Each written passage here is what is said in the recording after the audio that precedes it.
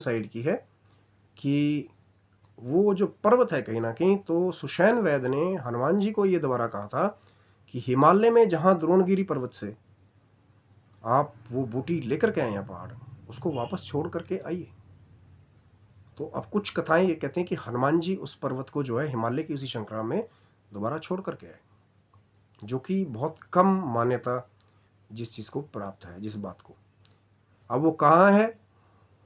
द्रोणगिरी पर्वत जहाँ से हनुमान जी उसको लेकर के आए थे, तो उसके लिए आपको चैनल को सब्सक्राइब रखना पड़ेगा। हो सकता है बहुत जल्द वो जो हिमालय में वो श्रृंखला कहाँ है, वो स्थान कहाँ है, बहुत जल्द शायद आपको उससे भी हम लोग अवगत कराने की कोशिश करेंगे। अब वो जो दूसरा पक्ष है, जो श्रीलंकन साइड कहती है कि जब हनुमान जी वो पर्वत लेकर के गए थे, तो कुछ संजीवनी पर्वत के जो टुकड़े हैं वो कुछ 2-3 खास क्षेत्रों में जो है वो श्रीलंका में गिरे, जिनके बारे में आज हम लोग चर्चा करने वाले हैं। वीडियो को अंत तक देखिएगा। और ये कहा जाता है कि ये एक गुप्त रहस्य है कि अब थोड़ी सी बूटी तो सुषैण वैद्य ने जो है उसके द्वारा संजीवनी बूटी का वो औषधि तैयार करके वो लक्ष्मण जी को दी थी, उनके प्राण बचाए। लेकिन जो बाकी वो जड़ी बूटी थी या कुछ दिव्य जड़ी बूटियां थी जिनके बारे में सुषैण वैद्य ने पहले कहा था हनुमान जी को कि आप हिमालय जाएंगे उसको लेने के लिए, लेकिन देवी देवता उस बूटी की रक्षा करते हैं, वहां आम आदमी की पहुंच नहीं है, आपको निवेदन करके वो बूटी लेनी पड़ेगी। लेकिन जब हनुमान जी वहां पहुंचे थे, तो कहते हैं कि जब एक जैसी सब जगह चमकती हुई बूटियां उनको मिली, तो फिर थोड़ा सा उन्होंने ये सोचा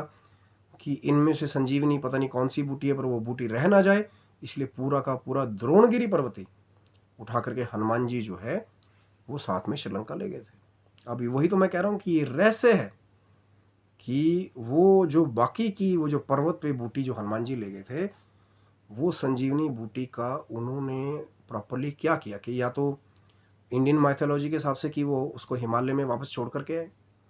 या जो आज की जो खास चर्चा कहीं ना कहीं बाद की जो श्रीलंकन साइड जो कहती है कि कहीं ना कहीं संजीवनी पर्वत के जो टुकड़े हैं वो कुछ खास स्थान पे गिरे, और आज भी कहते हैं कि वहाँ पे कुछ विशेष जड़ी बूटियां जो है श्रीलंका में उन पर्वत श्रृंखलाओं में उगती हैं, जो श्रीलंका की बाकी जड़ी बूटियों से अलग है, क्योंकि कहते हैं कि उसकी मिट्टी ही एक अलग प्रारूप की हो गई। क्योंकि पहले सबसे पहले नाम आता है रुसारमाला जो पर्वत श्रृंखला है, अब श्रीलंकन उच्चारण में शायद कुछ और नाम हो सकता है,